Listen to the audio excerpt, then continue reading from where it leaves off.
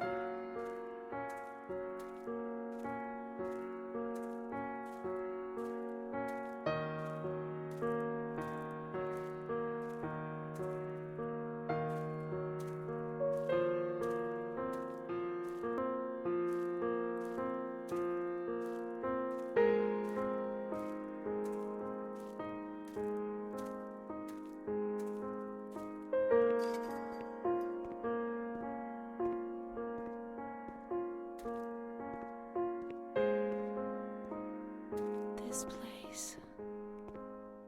Time. Memory.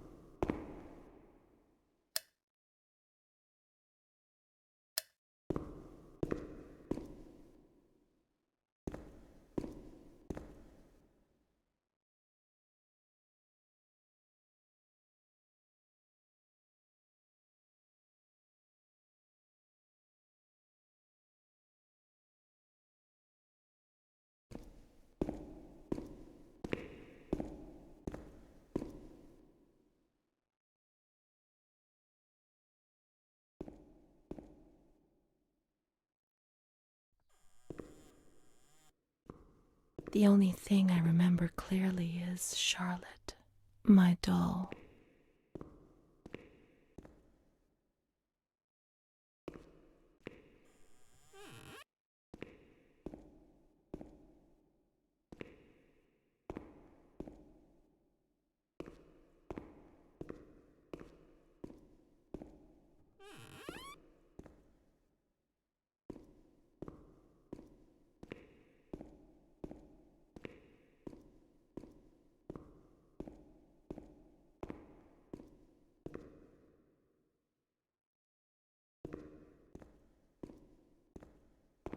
No, no, she's freezing. She's alone. Let's look for her.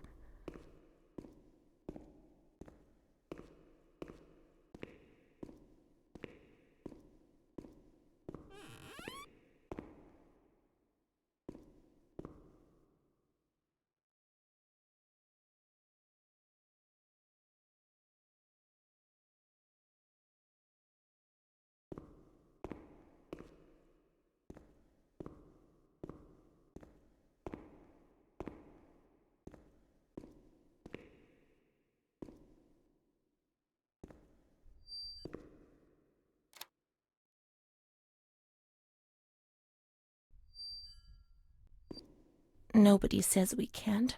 Let's find Charlotte.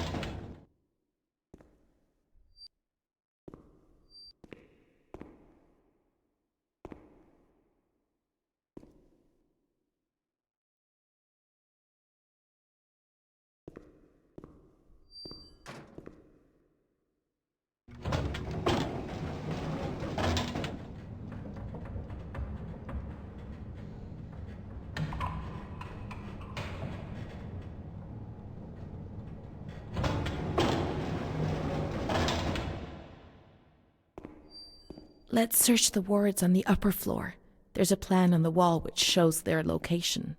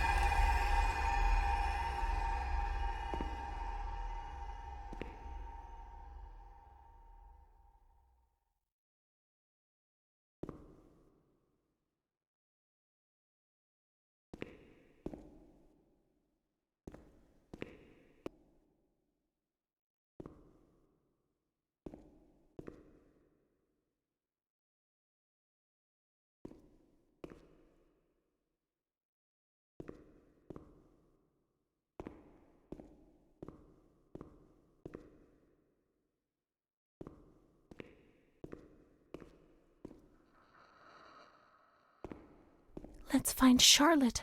She's alone. She's alone in the dark.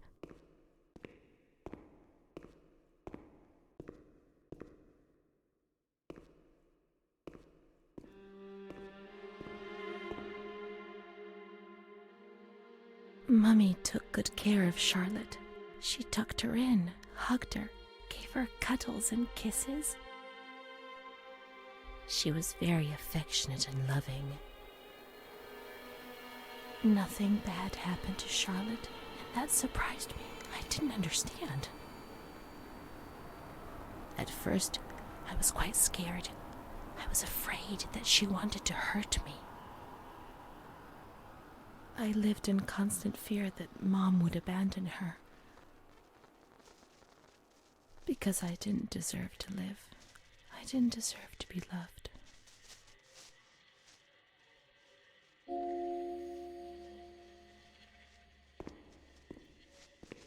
It's cold and it's dark. Look, she's cold. She'll get ill. We can take care of her. Nobody can stop us. Charlotte is a good girl.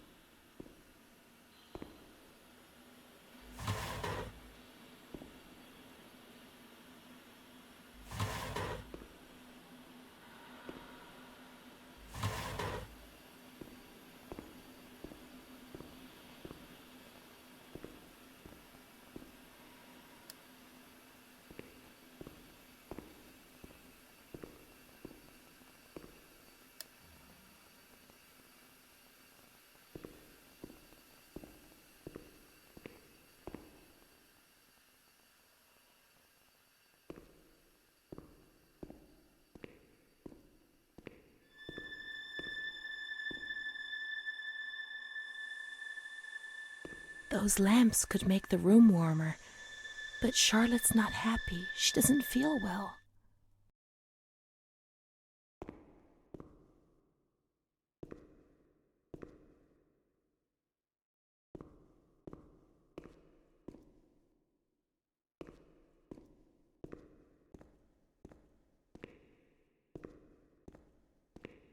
Charlotte is cold, Let's take her somewhere warm.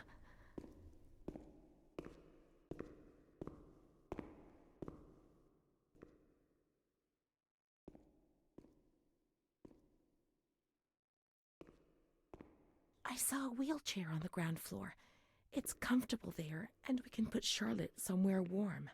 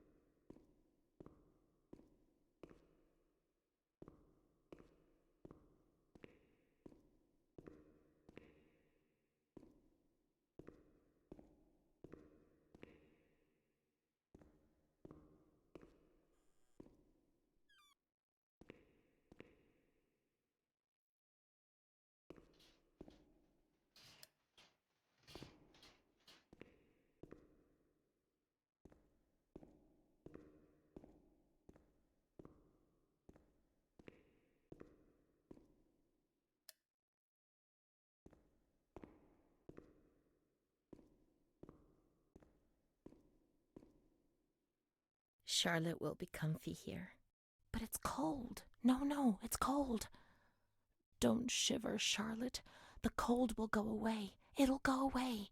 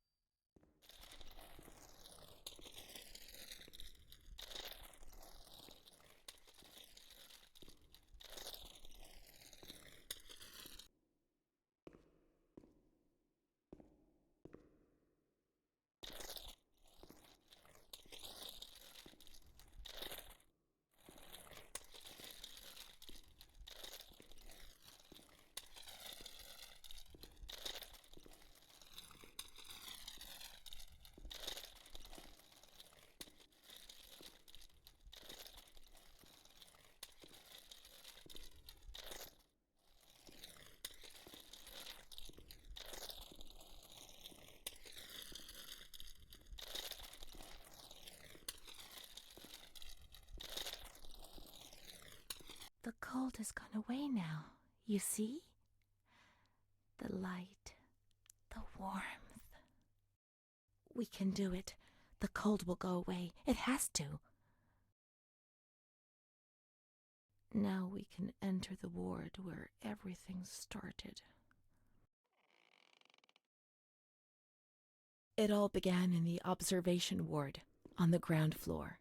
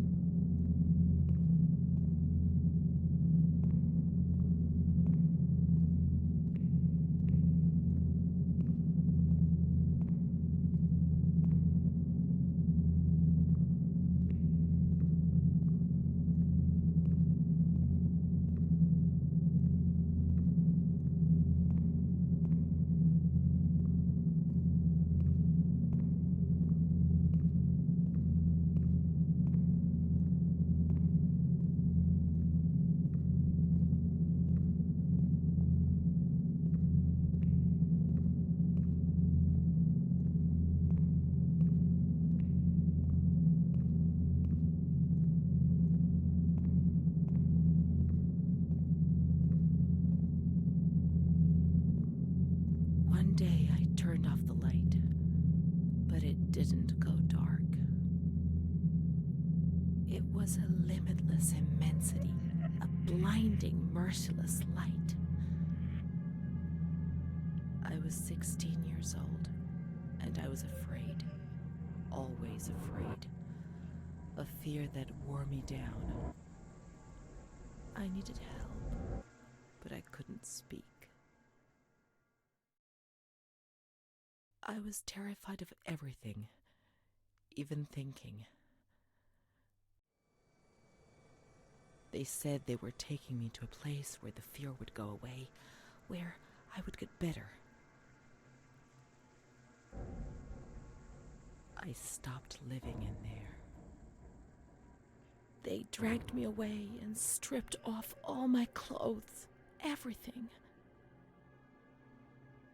I tried to explain what was going on in my head. They tied me to the bed for days. I was alone with my nightmares. It wasn't fear anymore. It was madness. And when you're mad, you cease to exist.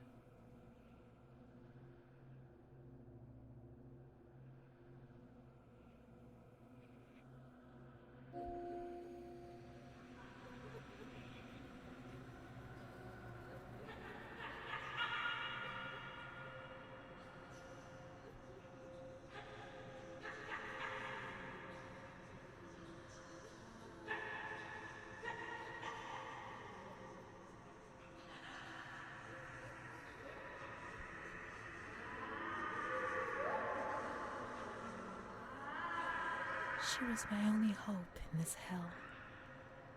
I was descending down, down among the damned. But that woman and her smile kept me alive.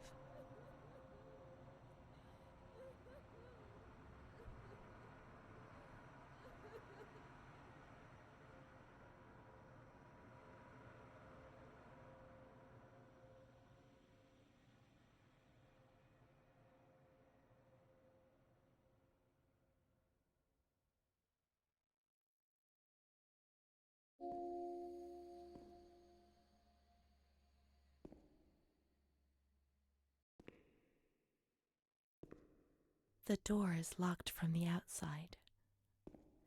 Here, the doors can only be locked and unlocked from the outside.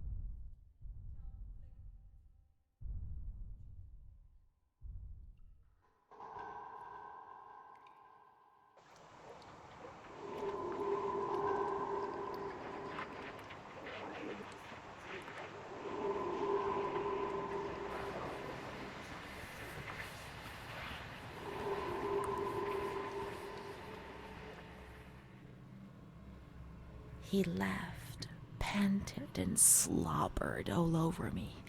It hurt me when he touched me.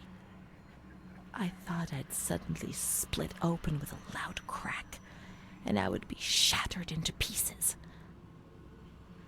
felt fragile, sick, dirty, degraded.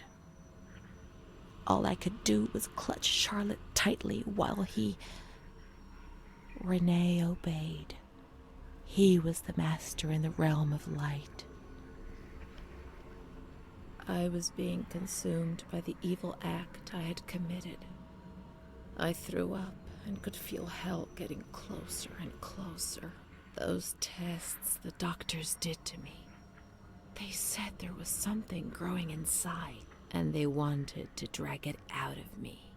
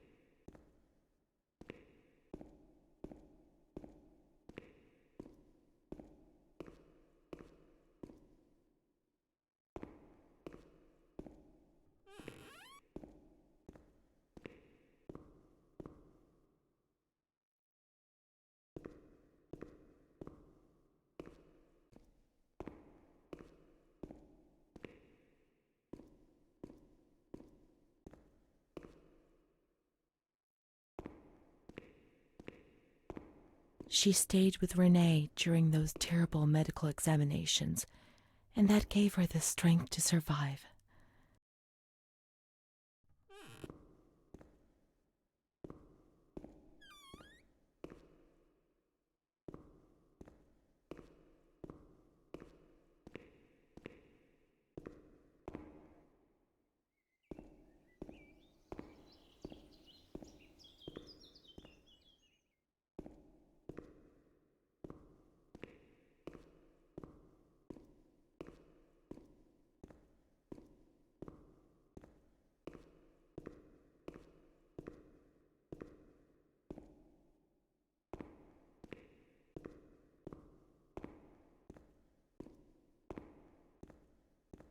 They went to the gynecology ward on the upper floor.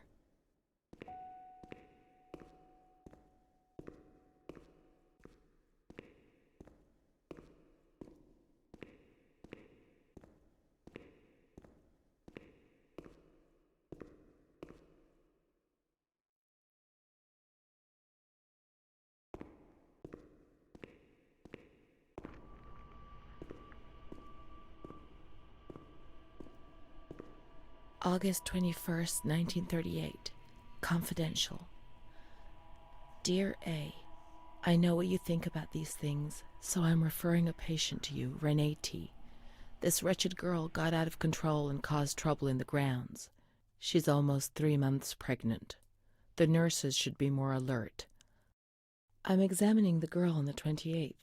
I'll handle things very carefully, don't worry. We don't want to make matters worse. Then they said that Renee was crazy, and that the illness was all in her head. Careful, little girl, careful. I was scared, and I didn't talk to anyone about the illness. Only her.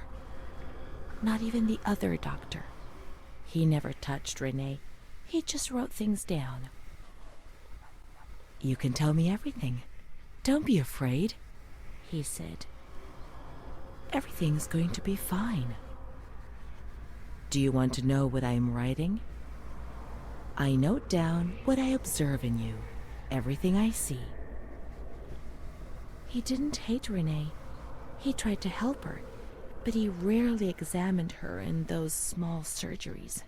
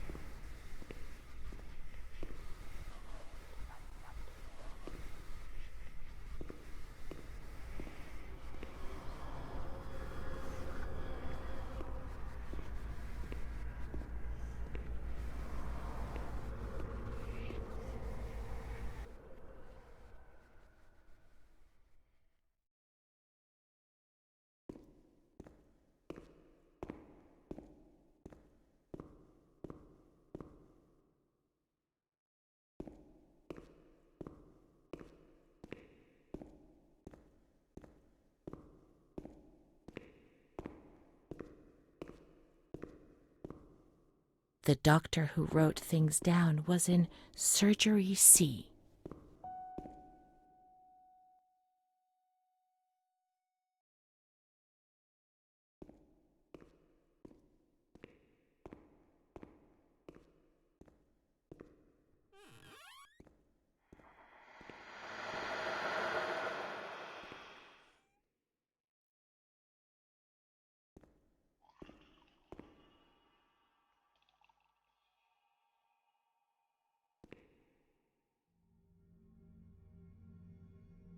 March 12th, 1938.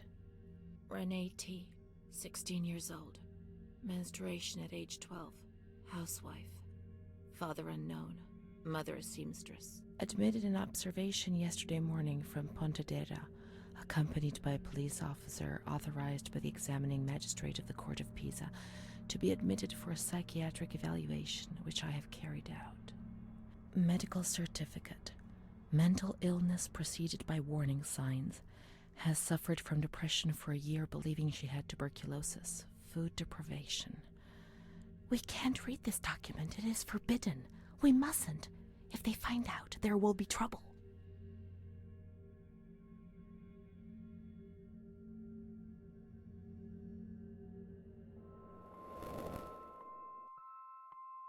Have you ever wondered who you are?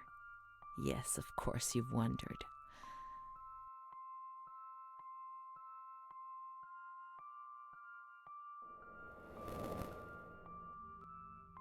I never had children. I don't think. Let's read it. I must understand. I must remember. She is frightened, hears noises and ghosts, presents serious signs of anxiety psychosis, suffers from hallucinations. She is anxious, confused, her expression is distressed, a questioning look as if terrified, disoriented. She feels confused, hears voices shouting in her head. She doesn't understand things properly. She has been feeling unwell for 2 or 3 months. When questioned, she replies, "My mother wants to hurt me. I am always scared of her. She chases me." "Why are you here?" "I argued with my mother and was so upset that I felt like my head was spinning. There was a woman there who wanted to force me into a life of prostitution. They wanted to condemn me to be burned at the stake. Children whispered, called my name." March 16th. She couldn't sleep last night. They wanted to condemn her to be burned at the stake. April 4th. Transferred to the calm ward, still under my supervision. "Yes, that's true. The ward where Amara was. Yes, the stake. The children wanted to burn Renee. She had to pay for what she'd done, like witches at the stake."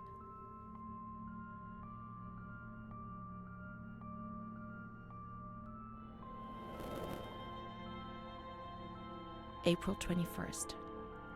She's more awake this morning and is responding to questions, complains of headaches. She became agitated when she found out her mother was there. She says that one day, many years earlier, she was with a friend of hers and met a man who made her get into a car and took her for a ride. He made her smoke cigarettes and drink liquor, and the man showed her certain things. He tried to hurt her and made her go crazy. She says he promised to marry her and made her swear to keep what had happened a secret. These facts were essentially confirmed by her mother. After that, she became arrogant, impatient, and hostile towards her family, especially her mother. She started taking off her clothes in public. Her moods would swing from laughter to tears. She rants. She pleasures herself. I can't remember these things, only the guilt, the stake. I know I deserved to pay for that guilt. I knew it even then.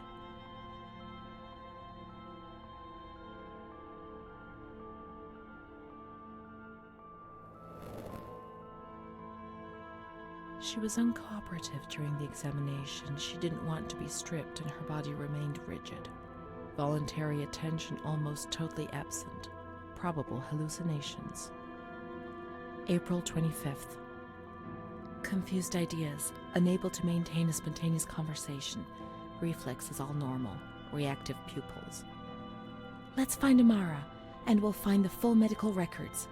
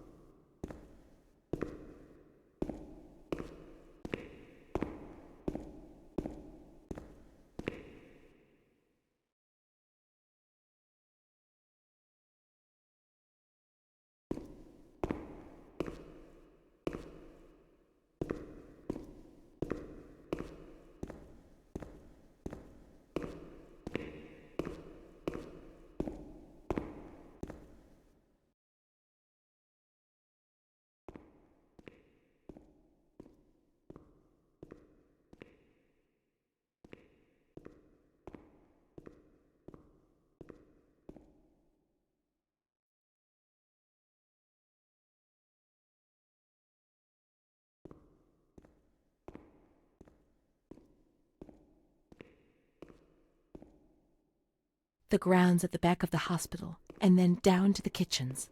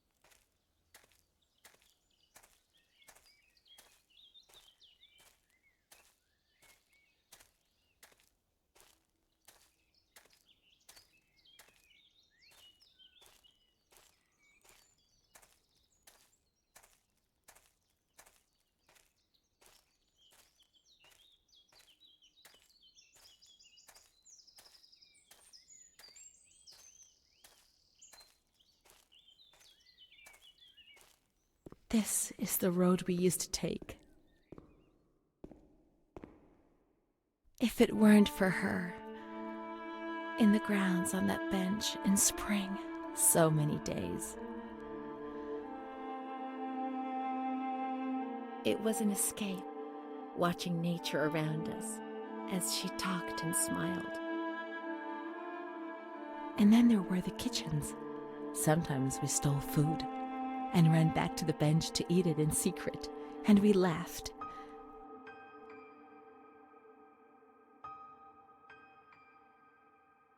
She did things to me. Sometimes she touched me. In the shower, I felt her body against mine for the first time. It was a shiver that warmed my soul. Eyes closed, the light slipped away.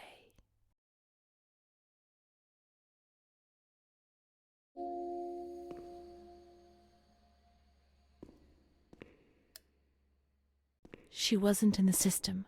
He wouldn't let her in. That's it.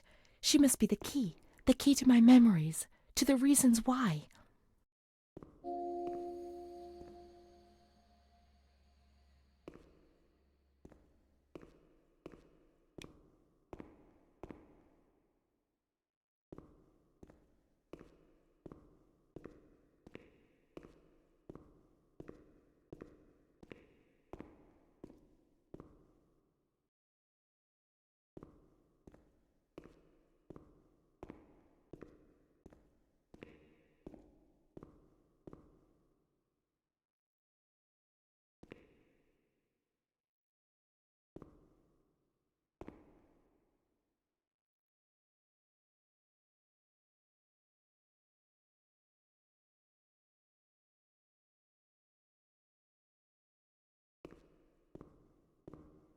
Let's look for Amara in the kitchens in the basement of the building, behind the greenhouse.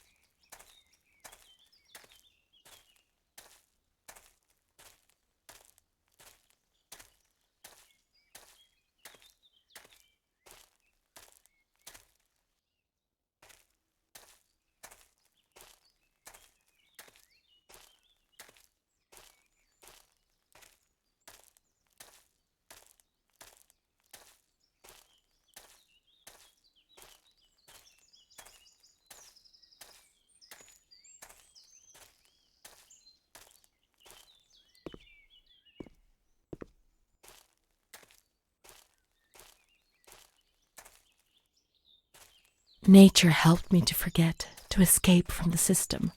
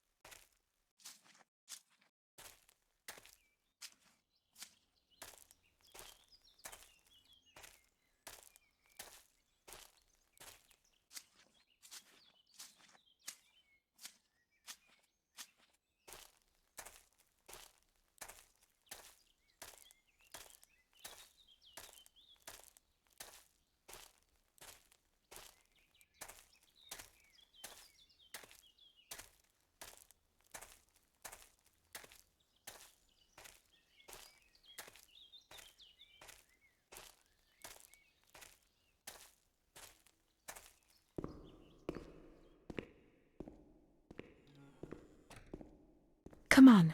Come on, let's look everywhere. She must be here, I'm certain.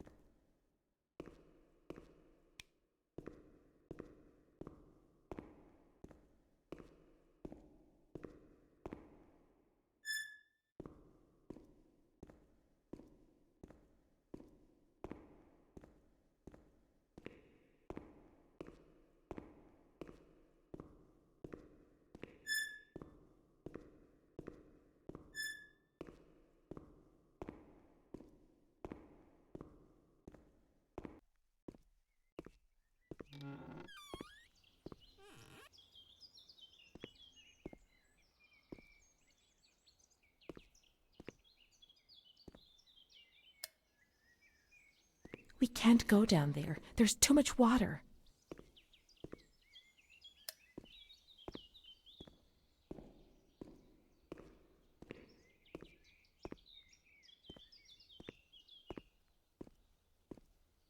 Adele, that little girl has been standing motionless in front of the kitchen door for hours.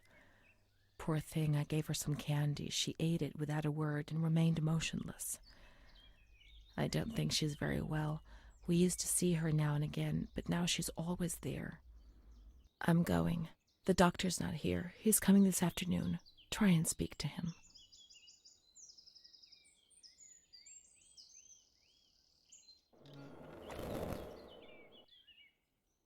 Poor thing. Lost in her dreams. She was only a little girl. But nobody gave her a cuddle. They punished her instead. They said she was sick and her dreams were troubling her. They weren't even hers anymore. I need her, but we will find her. We'll find her, won't we? When the water in the shower was cold, we ran away.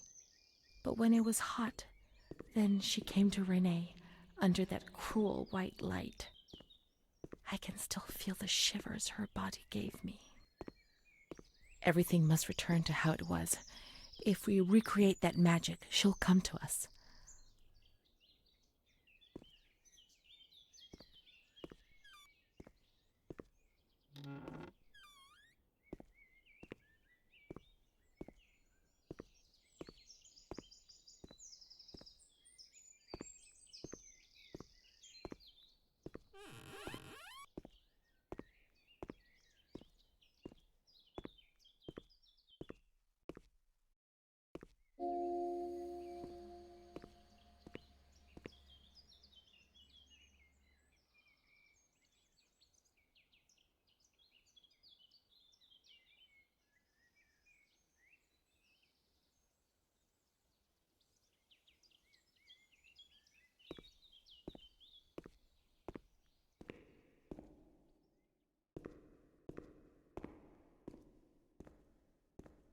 We have to turn the water on in the showers and switch the boiler on.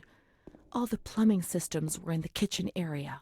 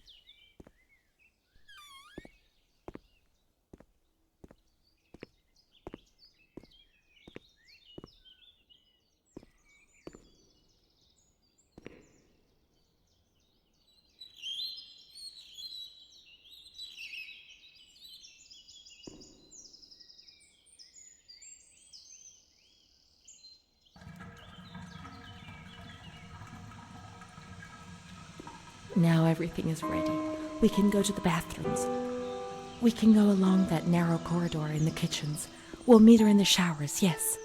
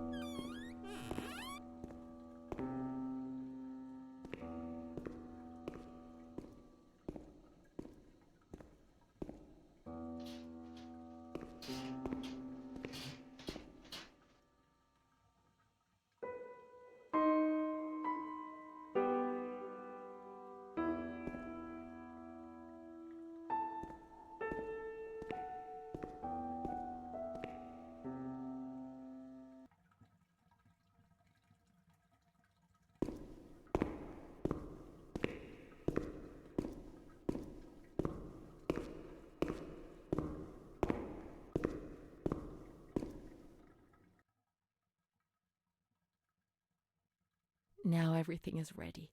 We can go to the bathrooms. We can go along that narrow corridor in the kitchens. We'll meet her in the showers, yes.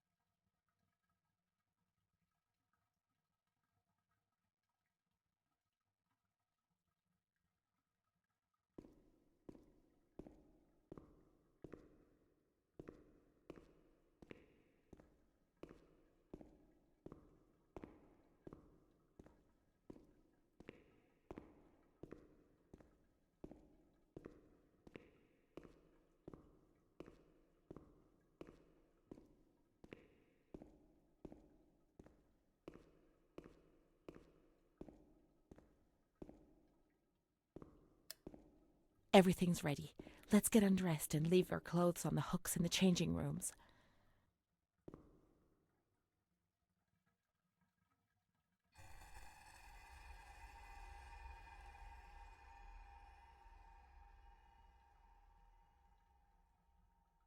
Let's turn the water on now, and everything will be as before.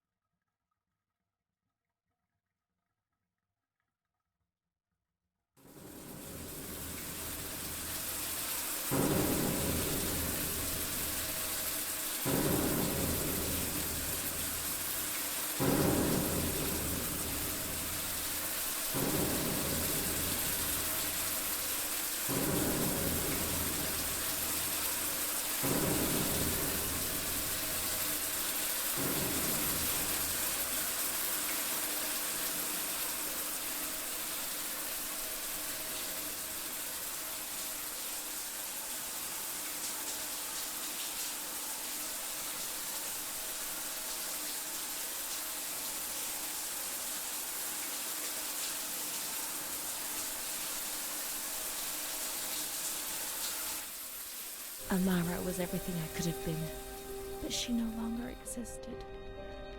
I'd have loved to erase everything I did, but instead I always went ahead and did it again.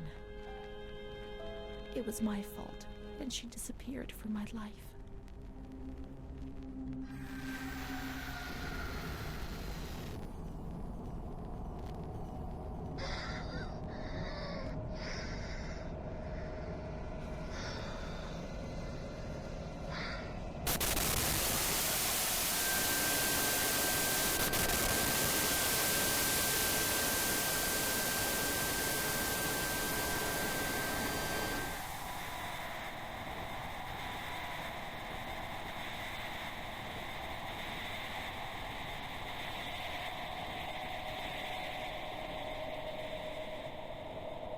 They gave you injections there, which made your body and soul tremble violently.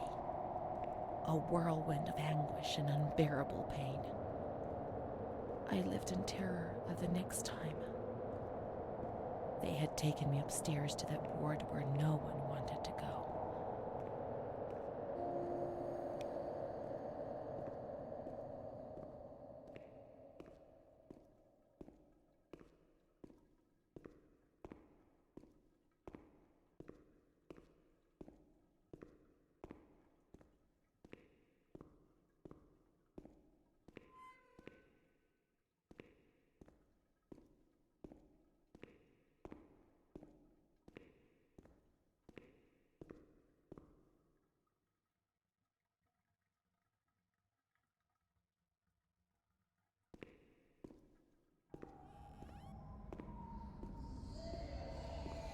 When there was too much chaos, they closed all the windows and the door. They turned off the lights, and it was pitch black. Some people fell asleep. Some others stopped seeing their demons and became more calm.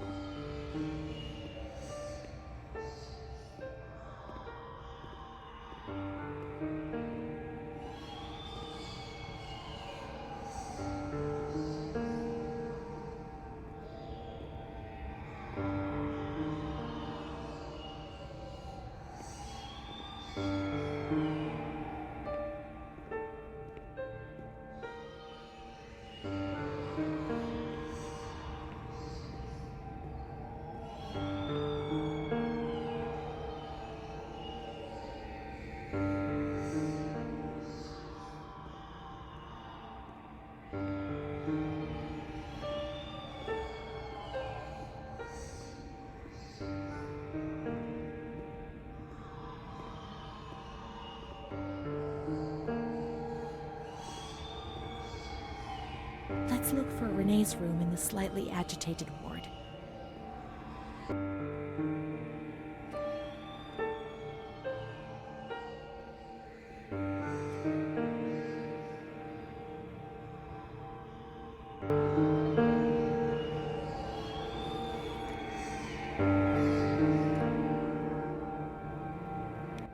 They put a straitjacket on you.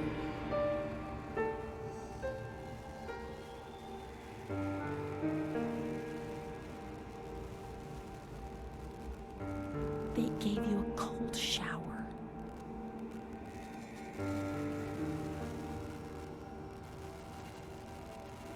They suffocated you with a sheet.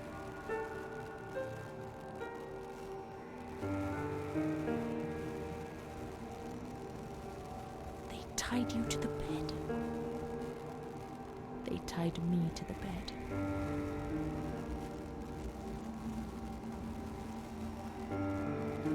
A woman died next to me, choked by her own vomit. She was tied down because she wouldn't stop pleasuring herself. I can still hear her death rattle. I screamed, but nobody came. Everybody screamed in there, all of them. It was then I saw the doll, which wasn't Charlotte. No, she wasn't Charlotte.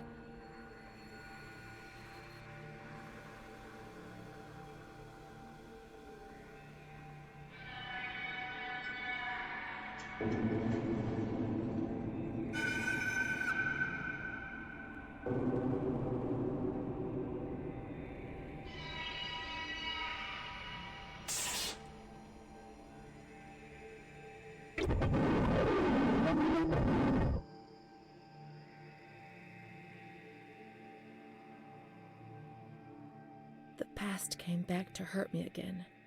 In the loneliness of that crowded ward, he brought it with him. I thought I would never see him again. He'd come to remind me who I was. That's what my mother used to do. That's what I had done.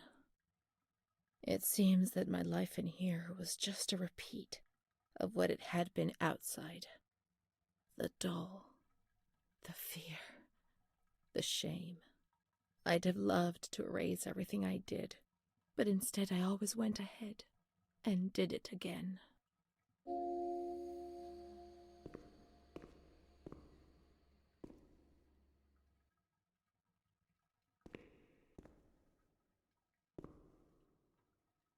Montefoscoli, November 12th, 1939. My dear daughter, it is with great sadness that I heard what happened. Your transfer and your sufferings are a cause of great worry for me. It will take time, but you'll see, things will improve. They'll treat you and you'll get better again. I pray a lot, every day. Write to me often and tell me if you need anything. I promise I'll do what I can. Try to be strong. Mom.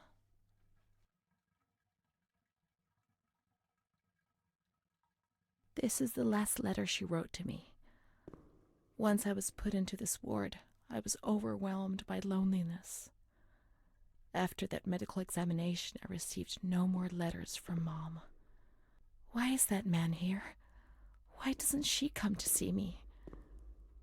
Did I make a mistake? It didn't seem like she wanted to abandon me. What did I do wrong? I'd like to be able to reply to her again now, to change things.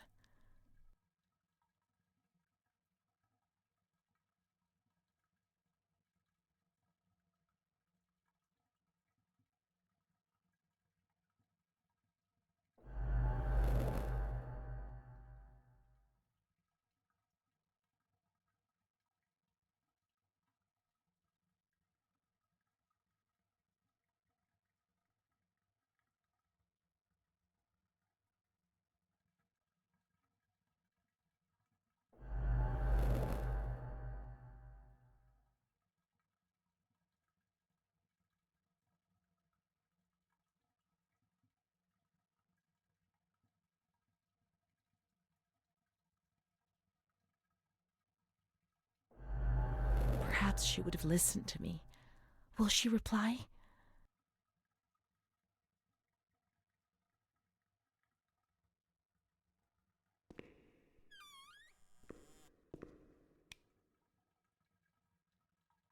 The letters were sent to the archive. It was their job to post them.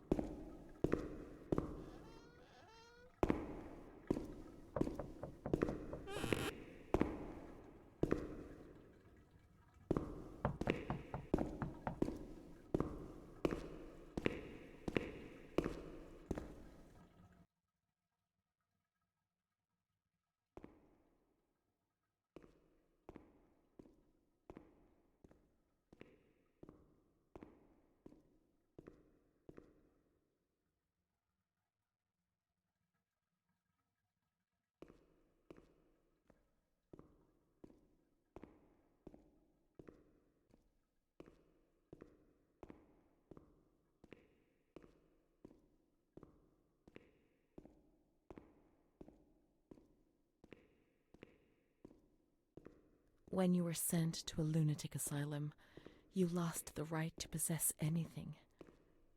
Everything you arrived with was packed up and stored here, even the clothes you were wearing, in case you were released one day, but far too many never left.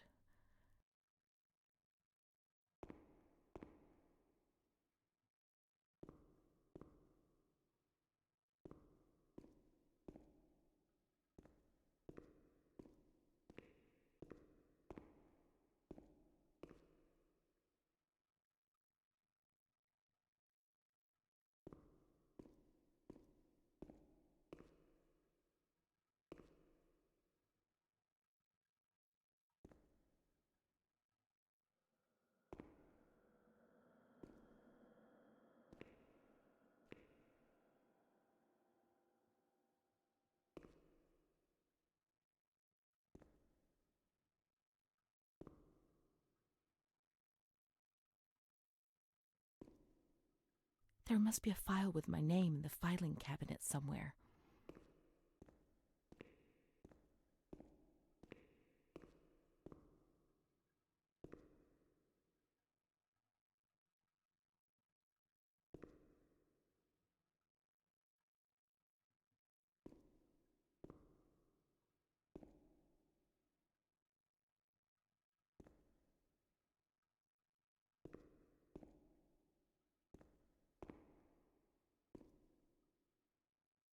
Dear Mother, please, I beg you, get me out of this place. I'm so frightened here. You were right. I know I was wrong. I understand. I'm so ashamed. If only you knew how much. But now I'll behave myself, I promise. Now things will be fine. I'll work hard. I'll be very good. Your daughter, Renee. This letter. It was Renee's letter, just as she wrote it back then. But it was never sent. Why? Why did this happen?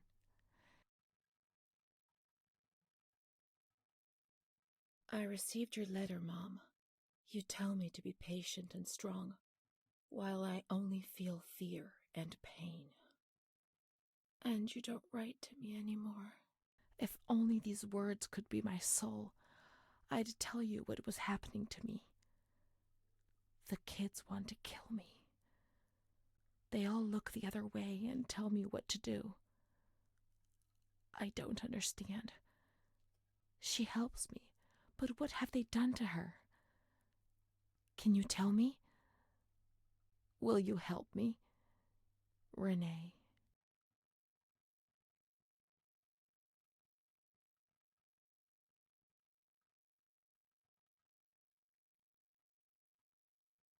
Montefoscoli, July 7th, 1940. My dear daughter, I have received no news from you. You have not contacted me in months. I'm sorry, but I don't have the money to come and visit you. Do you remember Mr. Onofrio? He'll soon be in Volterra for business. I've asked him if he would be kind enough to ask the director for some news about you. I hope he'll bring me some good news when he returns. But please write to me. I know that I was strict with you. You have to forgive me. I didn't think. I've given Mr. Onofrio a new doll for you. You told me that you lost yours, and I know you loved it so much. It's not as nice as your Charlotte, but I hope that it will comfort you nonetheless. Keep your chin up, darling. Everything will be fine, you'll see. Mom.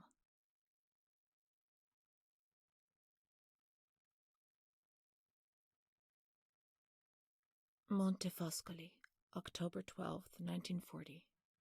My dear daughter, I've written 2 letters to you and have received no reply. Every day I'm anxiously waiting for a letter. Mr. Onofrio's back. He brought you the doll. Do you like it? He told me he was unable to speak to the director, but managed to see you. I pray for you every day. Even Don Gino said a prayer for you during Sunday Mass. Isn't that nice? I've made up my mind, Renee. I'm bringing you home. I've already written to the director. I told him that I'll take care of you. I'm not very well at the moment and can't work, but I'll get better soon, you'll see. And as soon as I can make the journey, I'll come and fetch you. I know you're suffering a lot, but please be strong, I beg you. Mom will come to fetch Renee, won't she? Mom is good, but she's not well. That's why that man came. The doll. Renee could have played with it while she was waiting for her to arrive, but Renee didn't have it with her. Is it one of Mom's lies? She knew that she'd hurt Renee and...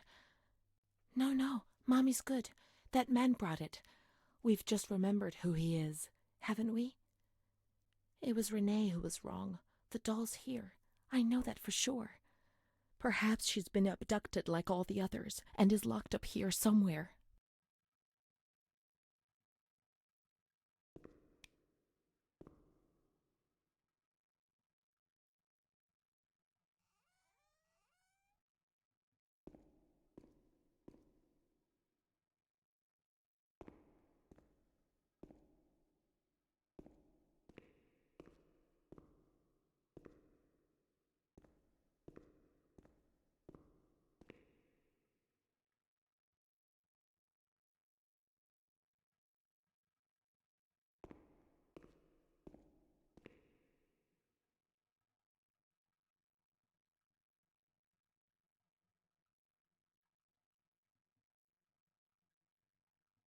Now we can open the bundle on that table in front of the window.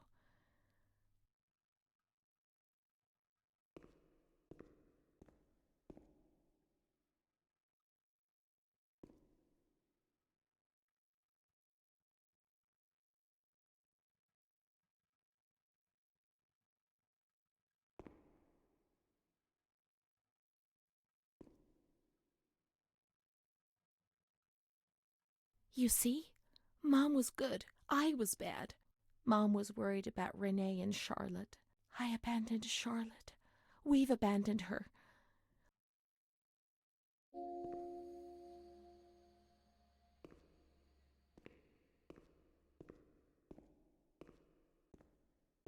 Let's look for Charlotte. We have abandoned her. Will she still be where we abandoned her, under the warm lights?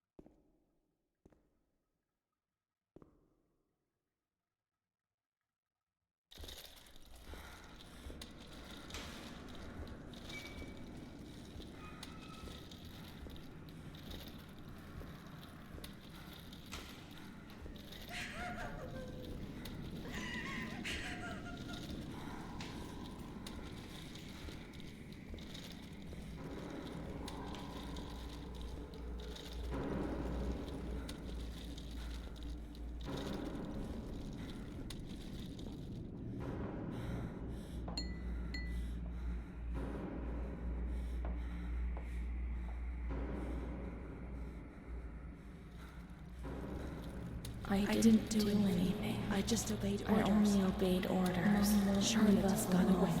Mom will come and get us. She loves us, I only even though we're obeyed bad. orders. Leave us alone. I didn't do anything. I only obeyed orders. Mom will come and get us now. I didn't do anything. I only obeyed orders. Even though we're bad. Mom won't leave us alone. I didn't do anything. Charlotte gone away. I only obeyed orders. Mom will come and get us now. She loves us, even though we're bad. I didn't do anything. I only obeyed orders.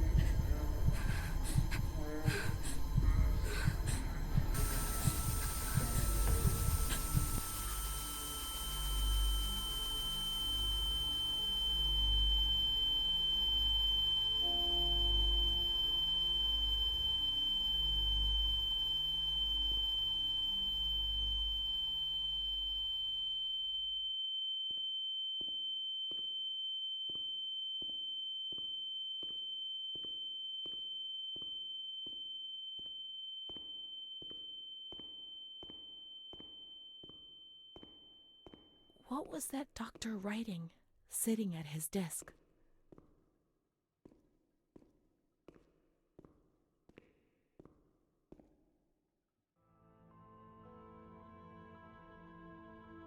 September 7th, 1938.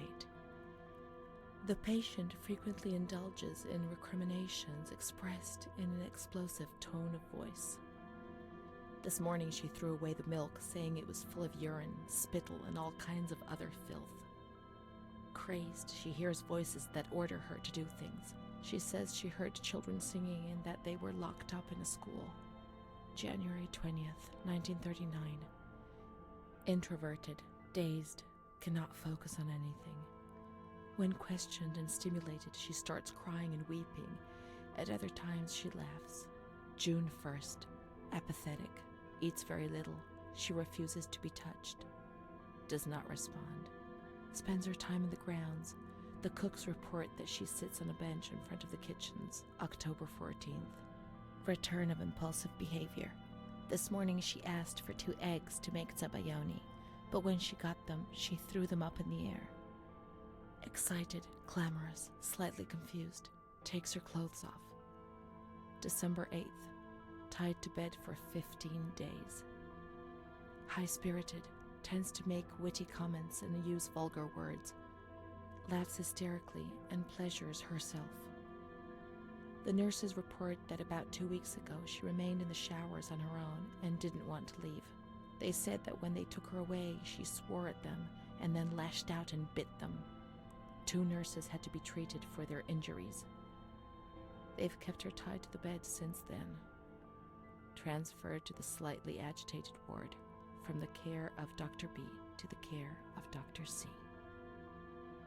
I was with Amara in the showers. My memories are terrifying. They're not real, are they?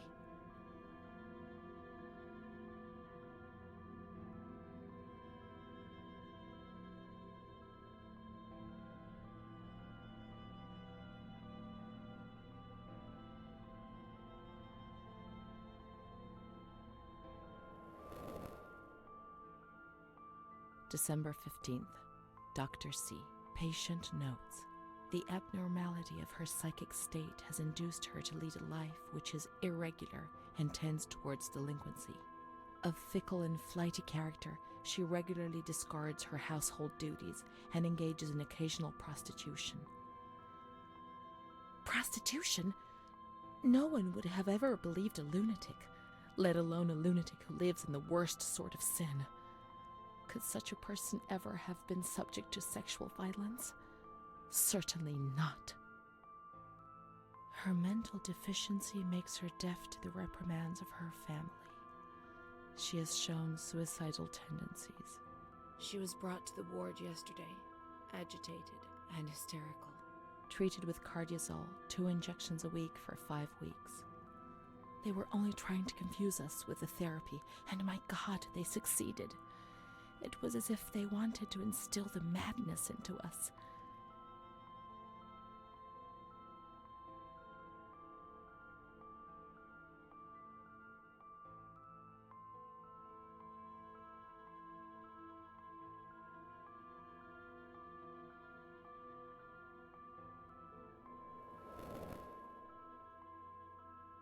June 2nd. After a long period of calm and improvement, the patient is very agitated today and vehemently refuses to submit to a gynecological examination. She swears and curses those helping her, flailing her arms and hitting them.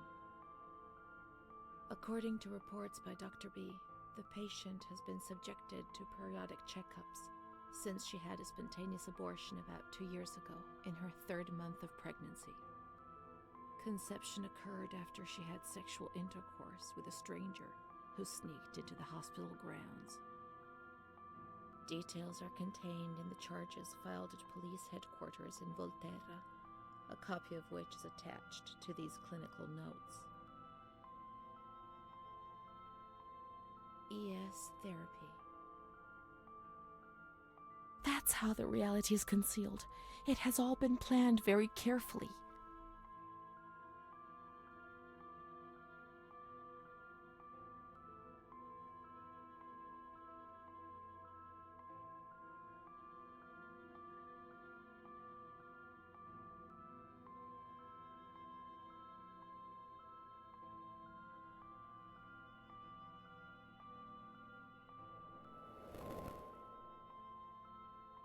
June 13th.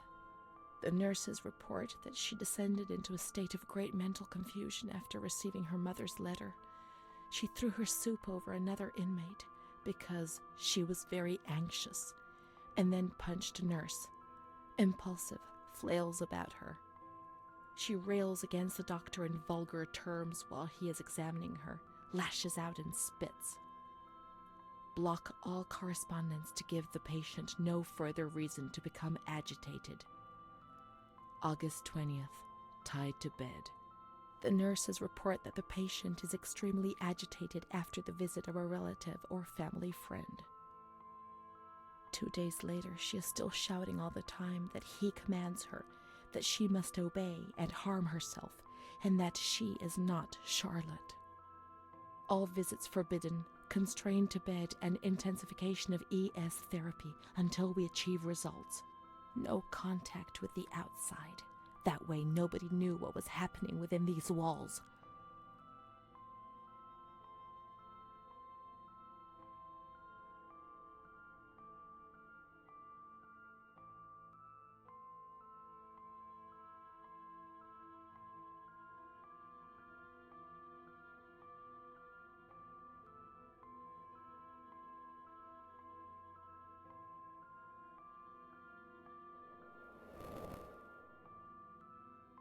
March 3rd. Alert, correct attitude, replies when questioned. The nurses report that the patient is calm, she washes and looks after herself. She affirms the existence of a certain Amara. She says that Amara is a patient who disappeared when she was moved to this ward. No confirmation. Probably a regressive hallucination. Evaluate transfer. Did I imagine Amara? That's not possible. She was there. I know she was there. I feel it. She must have left some traces of her presence.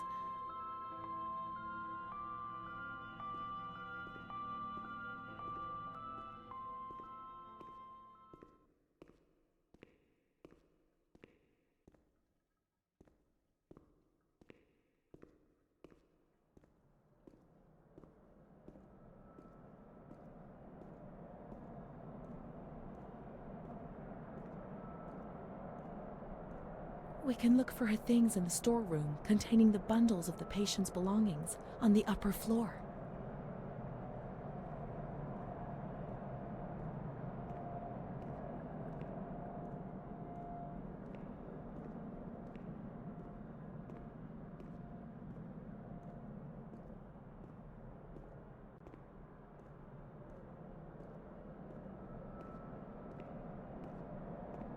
These are Amara's things, I'm certain.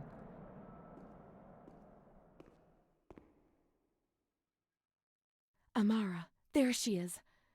She existed. She really did exist. There she is, my friend.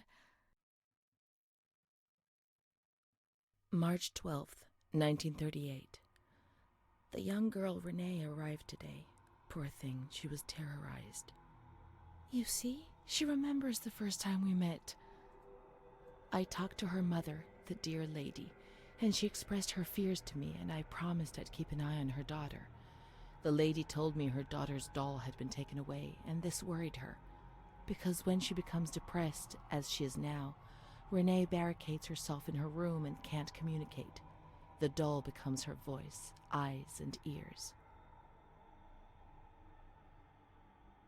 Dr. B said I'll soon get out of here. I'm sorry. I'm so sad to leave Renee. I won't be able to protect her anymore. My poor friend.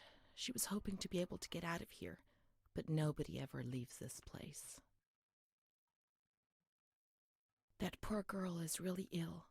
I am the only one she ever speaks to. I told her I was leaving, and she stared at me, saying that I would never leave. It was quite unnerving, and then she started to cry. I felt like crying too. She didn't say anything else. What worries me is that I'm sure that terrible man is watching her. He was the one who brought her here, and of all the good people, why did it have to be him? She knew. I told her everything. She knew about that man. That's why they wanted to make her disappear from my life. But I instructed a nurse friend of mine to keep an eye on her, and I'm sure she will, because she's a good woman.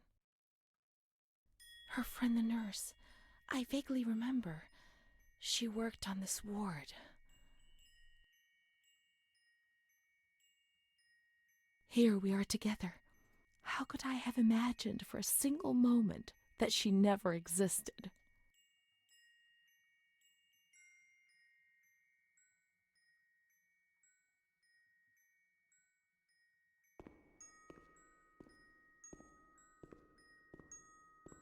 Let's look for signs of the nurse in the nurse's room on the upper floor.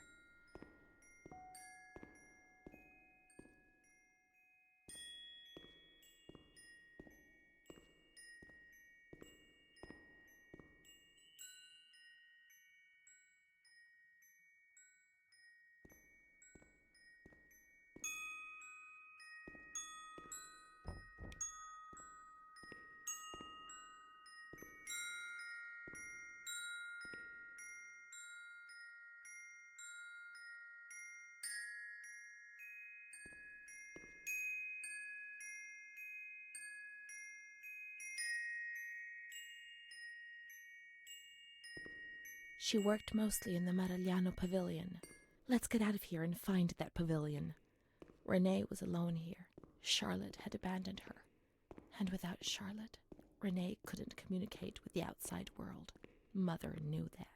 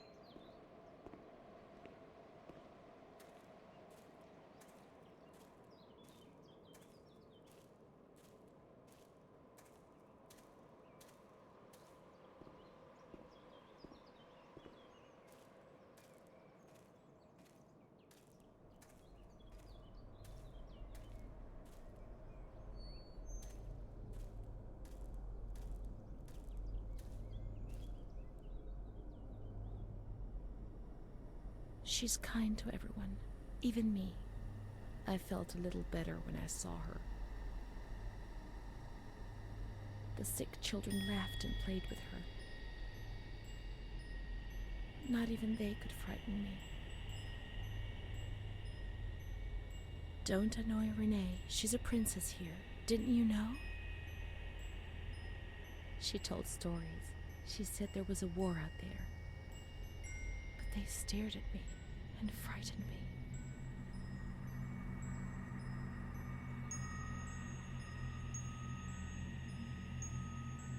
They would come to look for me in the evening, and then no one would have protected me. Not even you, Charlotte. Am I right?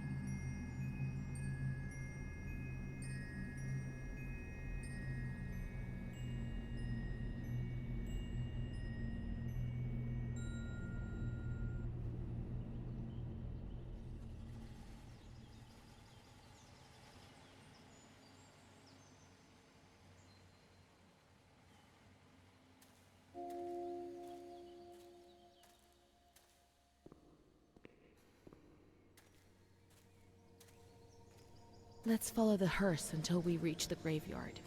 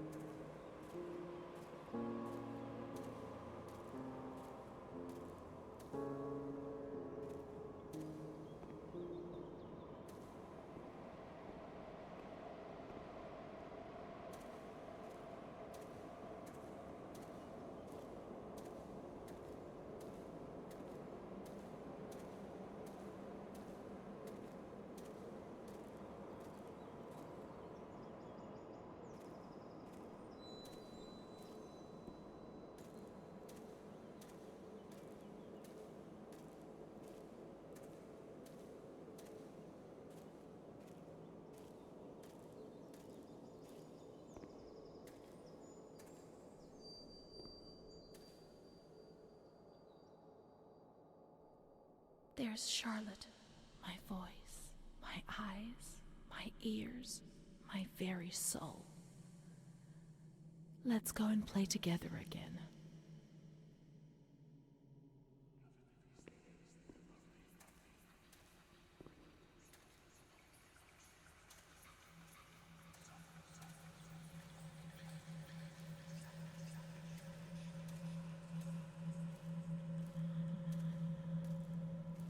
My voice, to say what?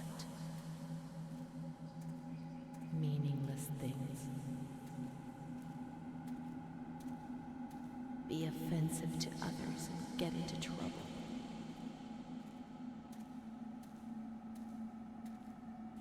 Eyes to see desperate people.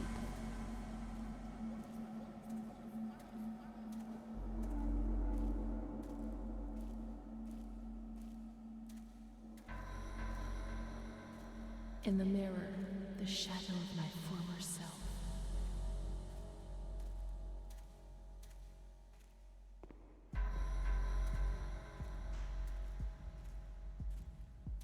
Gaunt, worn out, they're killing me slowly, day after day. My ears to hear screams, deliriums, threats, and false promises.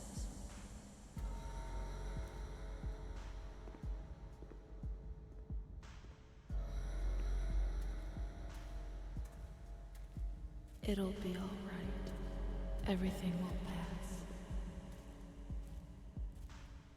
My soul, incapable of living. Of fitting into a world which it finds alien.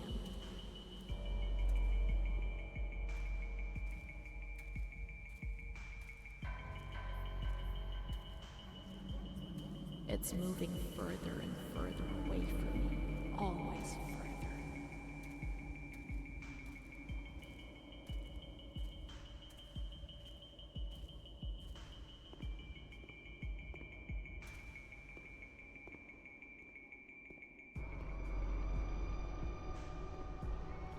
Let's go and play together again.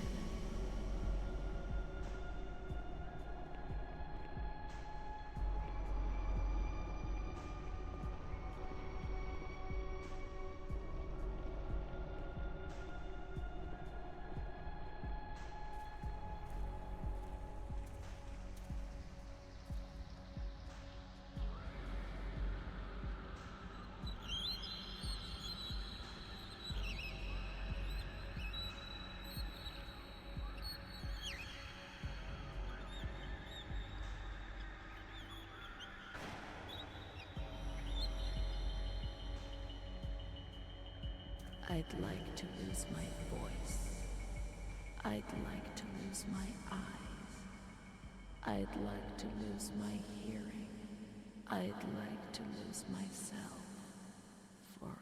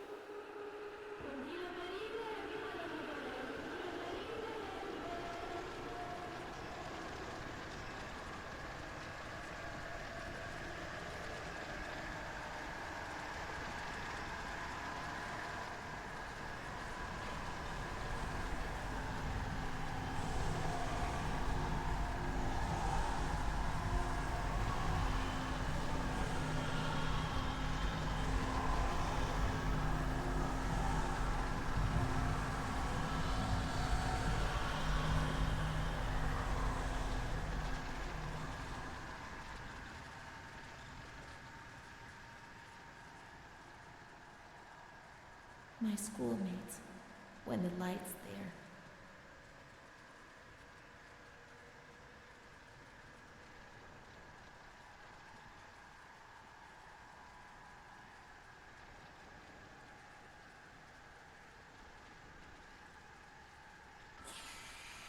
Renee's kind to Don Gino, but he always frightens me.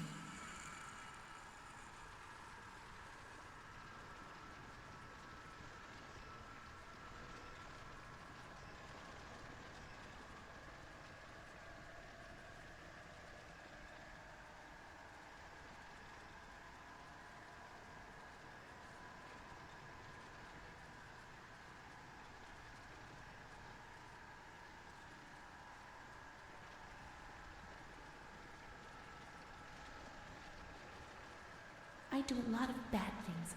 I don't tell anyone, but Mom knows just the same. We learn so many things at school, and so we have to attend. How would we get on if we didn't?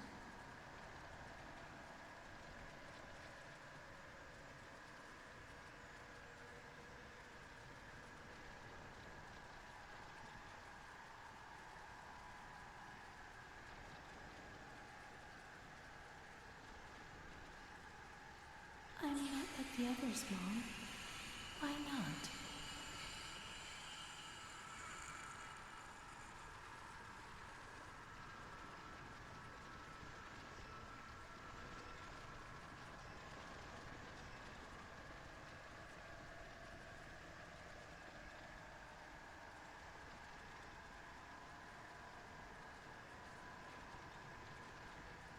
My baby Charlotte is so beautiful, and she's so good. But Renee isn't.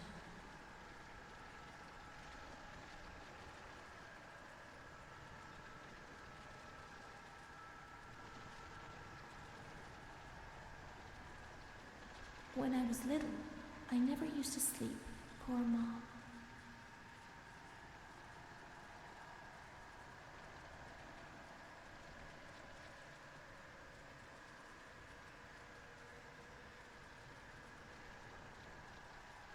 Mr. Onofrio is so nice.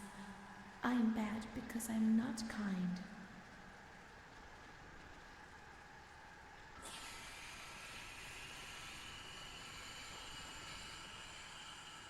Mr. Onofrio helps Mom.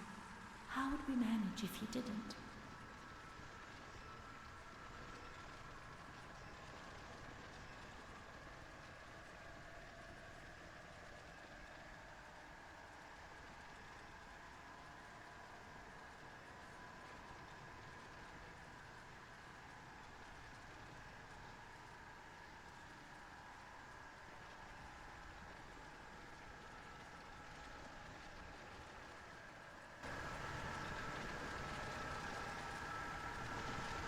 When I was small, I never used to eat. Poor Mother.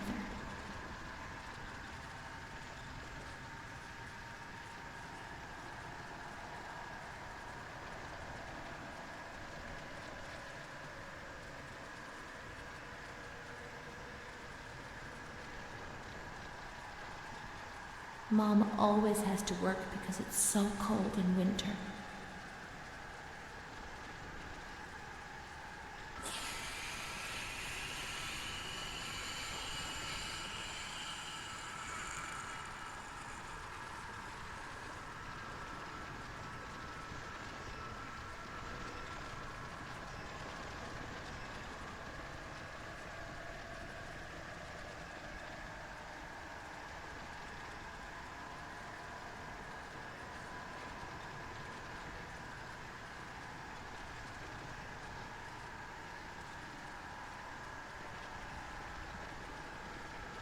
There are a lot of them. They want to hurt me. They fly. Even Charlotte can't help me.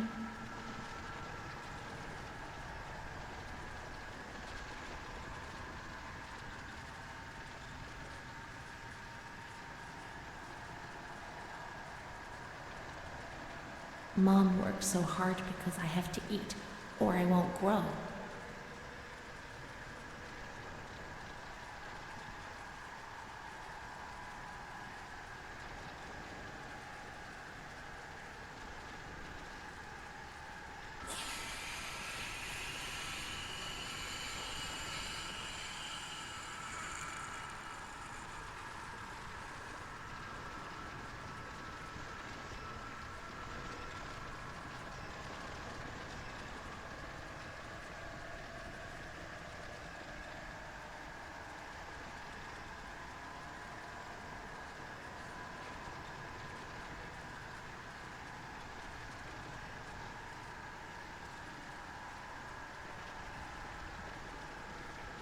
blackbirds eating my head. That's why it hurts so much.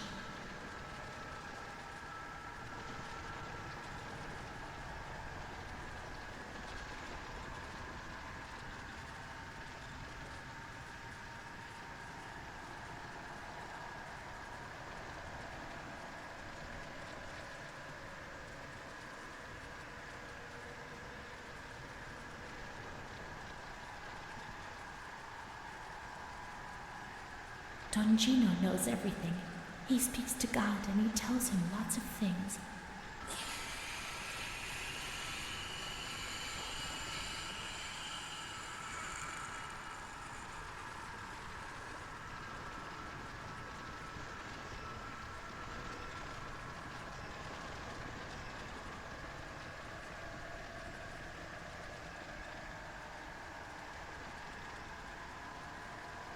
A cat goes into my mouth and eats me from inside.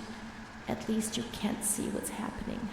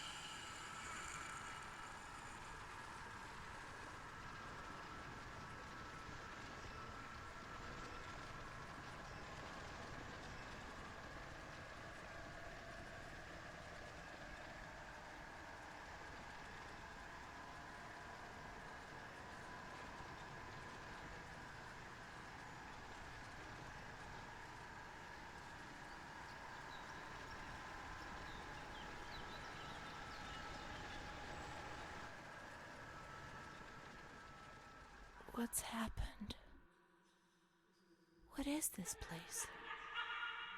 Maybe I'm dead. I can't see any light. Maybe I am dead. I can't get up. What's going on? What's happening to me? There's no one here, but these noises. God, my head is killing me. I can't keep my eyes open.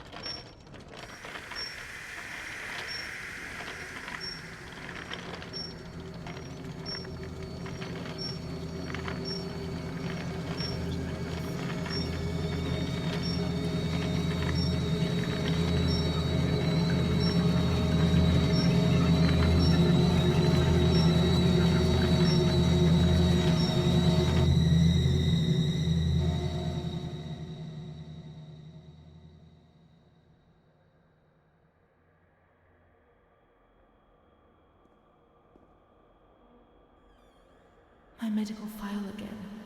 I don't want to know. I don't want to know anymore. There's only confusion. There were some who had scarcely seen me. They thought they knew me and understood what was happening to me and could decide about my life.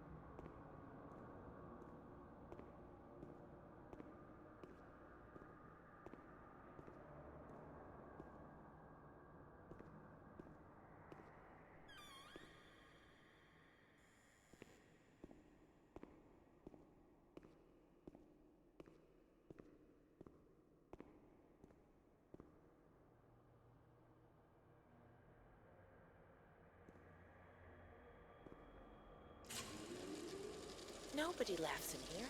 I mean, really laughs. Not those crazy fools who laugh because people say they're mad. I don't know why they laugh out loud. They say I'm mad too, but I never feel like laughing.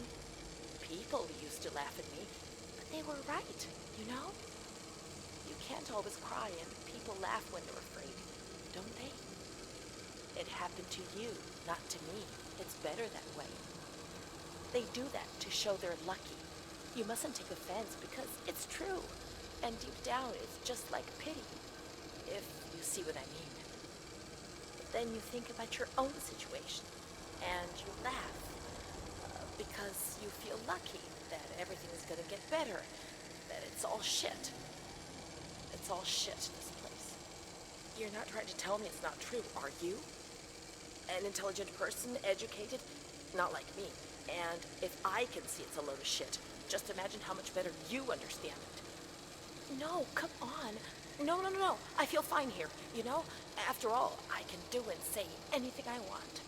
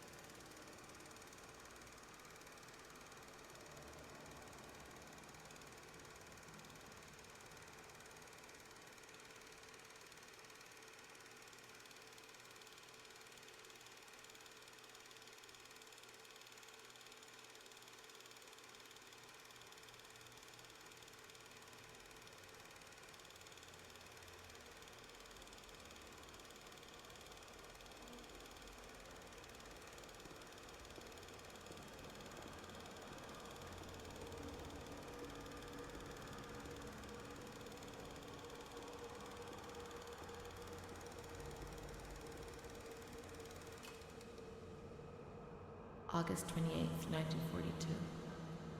We hereby notify you of the death of Ada T., mother of Renee T., a patient in your institution. No known relative. Sincerely yours, Onofrio P.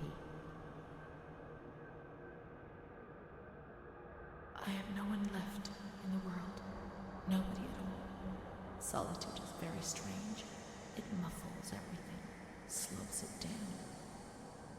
It's an endless scream that makes no sound.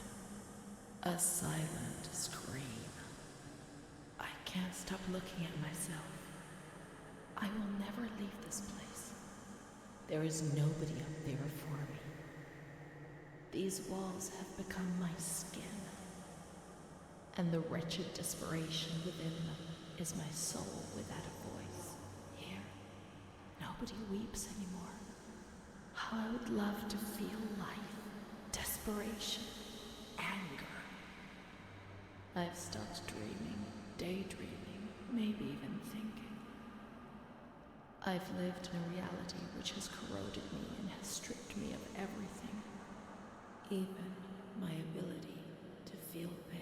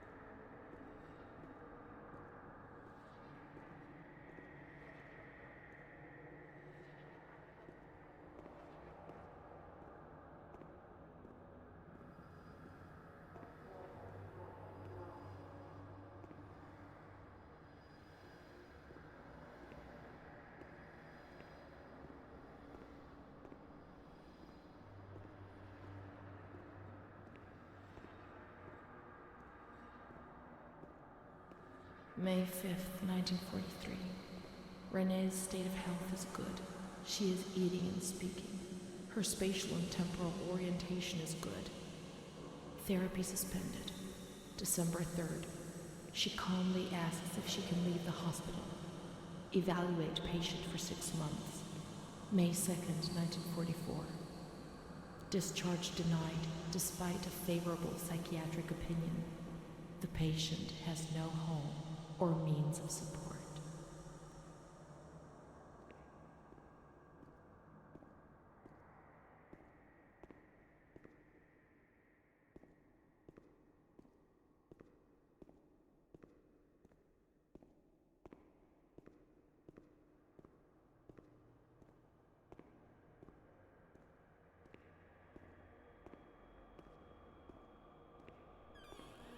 May 4th. The reasons why discharge is impossible are explained, and this is how Renee learns of her mother's death 2 years after the fact.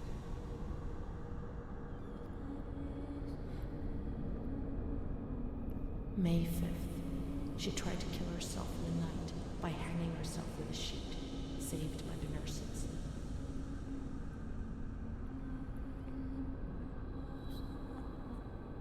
Restrained to her bed, she once more tried to kill herself by suffocation.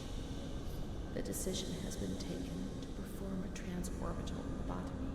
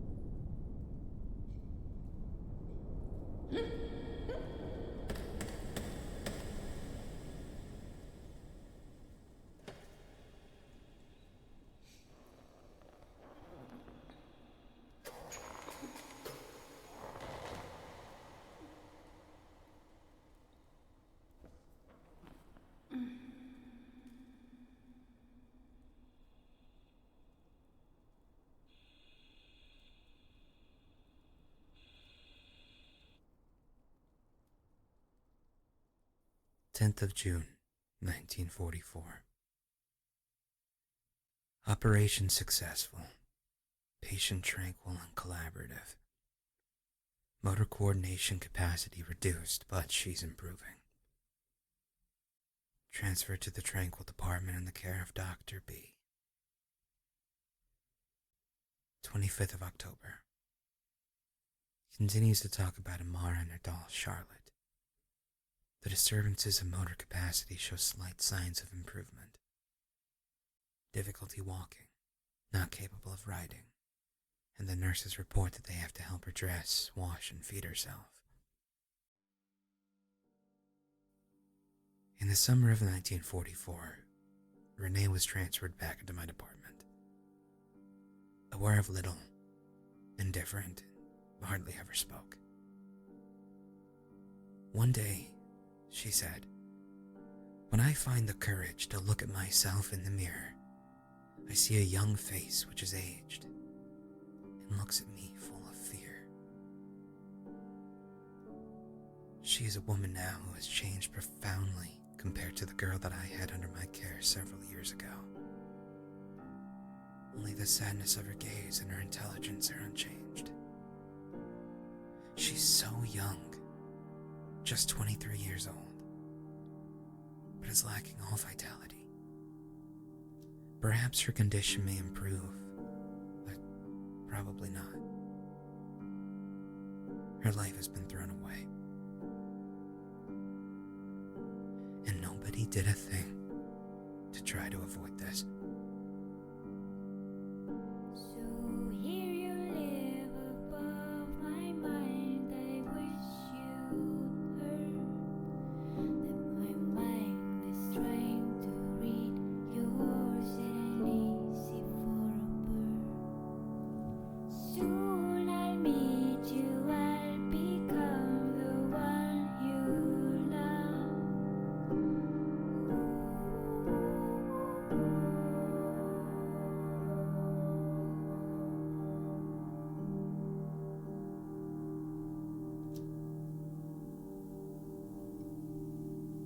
We're growing and